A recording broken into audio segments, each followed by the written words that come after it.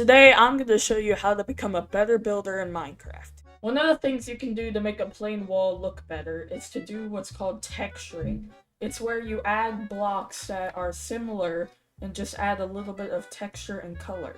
So if we do this, it looks much better. You can see the before and the after, where I just added smooth stone, cobblestone, and mossy stone, which gives it a little bit of extra color and overall just makes it less plain. So if you can combine that with some of the other tips I'll show you later on in this video, it can really make your walls in your house or other builds just look so much better because it's not this plain, one color thing. Next thing you can do is a gradient. Normally you pick either doing texturing or gradients. Sometimes you can do a little bit of both.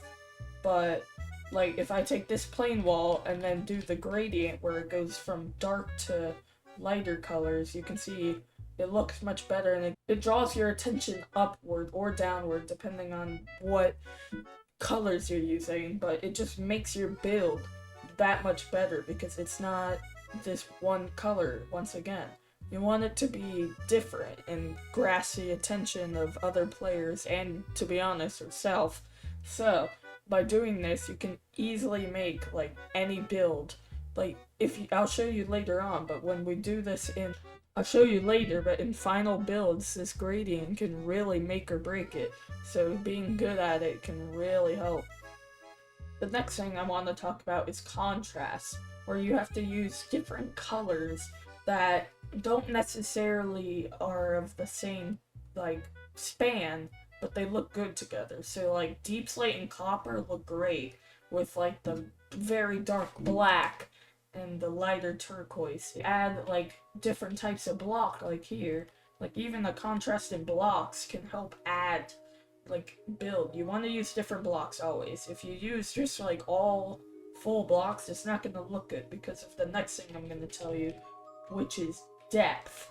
Like this plain window is not nearly as good as this window, which has, it's got lanterns and it's got a tree, and basically it's not 2D, it's 3D looking. It's not all one flat little wall.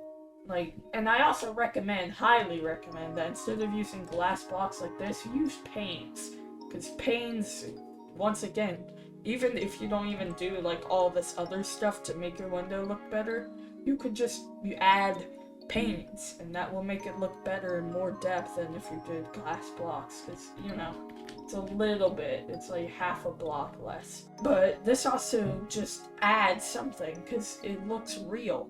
That's another thing you want to do, is realism. If your base is off of if you're building a lodge, you want it to look like a lodge.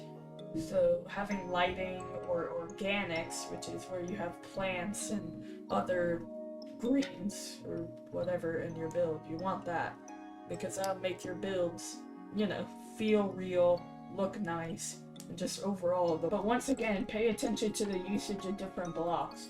Use trapdoors and these lanterns, they add something to the build, and up top here I use stairs and slabs to make this overhang. That's really what you want to do.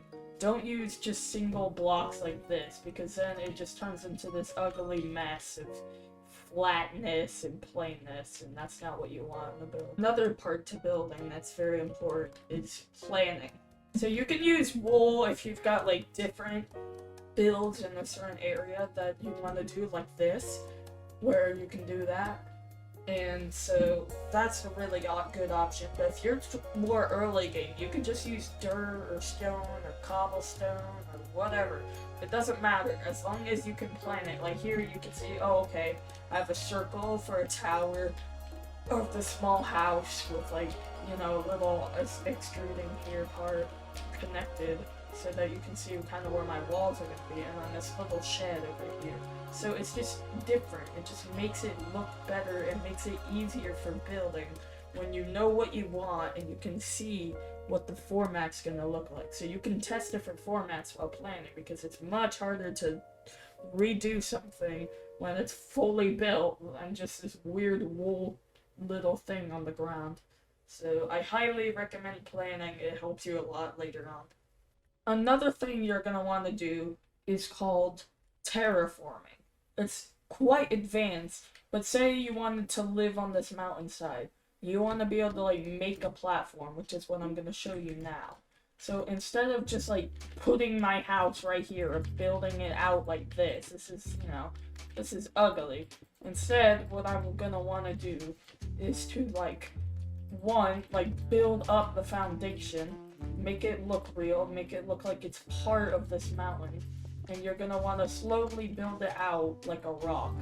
And you want to pay attention to physics. That's a big one. People just leave their house like floating or whatever. You do not want to do that. You want to make sure that your house makes sense due to real life physics. Like if I were to just put my house here, that doesn't even make sense.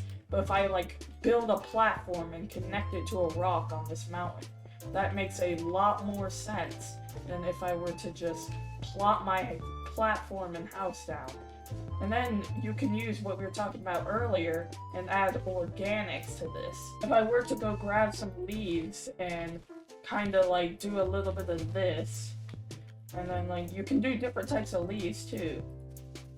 And then I were to like dazzle some moss over here, maybe a stalactite down here, it just makes it look kind of like a real, you know, little platform here. So you can just like dabble, don't go overkill, because then it just doesn't look great.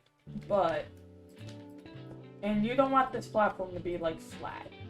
You want it to look good and real.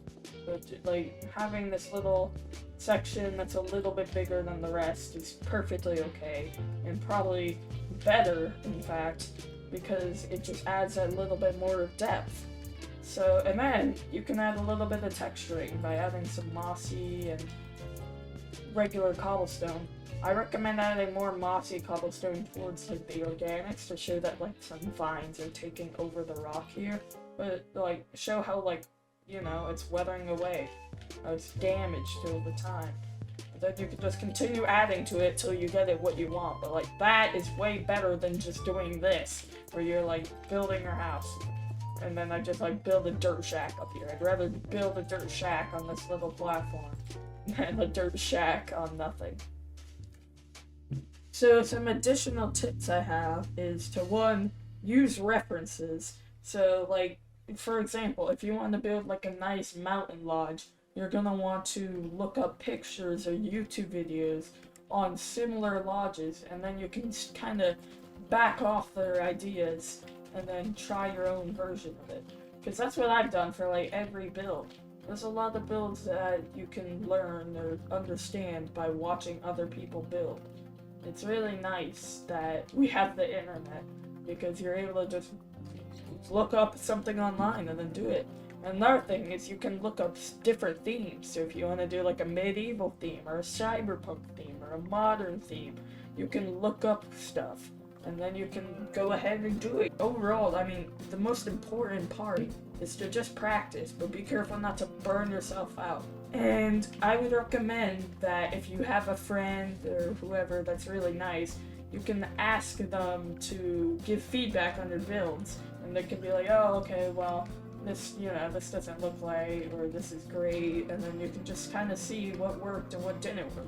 It's not done yet, but it's a good example of the things I've showed you. Because we have a nice dark to light gradient. We have a textured base here with deep slate bricks and deep slate tiles. And then we have usage of different blocks with the stairs and the nice arch. And then we have a lot of depth as it slowly gets smaller as it goes up, but then also has this. And then this build, this little futuristic pillar that was going to be part of a futuristic base, has a lot of depth, color, and a lot of theming. So if I'm doing a cyberpunk theme or a futuristic theme, this would look very nice to hold something up.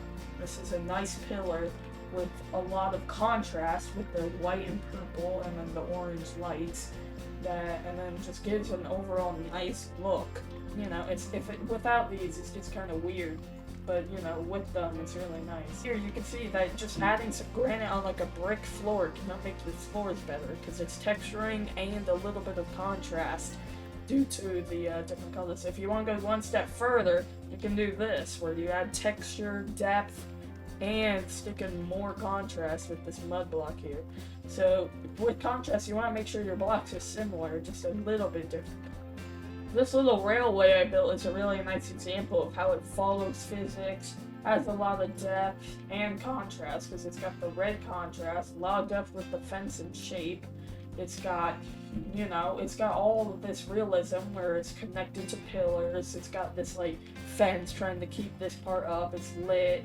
It's got all that, and then that's a little station with a nice little texture here using trapdoors and different colored stairs to help make the wall. And another thing is sometimes you don't even need that. Because this Star Destroyer I built is really nice, and what makes it so nice is its, you know, its little pattern. It's all basically one color with the exception of some darker around the sides and towards the top. But what it has is a really nice texture. We need the contrast. I just recommend it for most normal builds. This was just an exception. Because, you know, this is my theme. This is a Star Wars theme. And that's what it is. So, it looks good, even though I hope these tips are helpful. If you have any questions, feel free to leave them in the comments. I try and reply to every comment I get. Please also subscribe and like the video if you enjoy.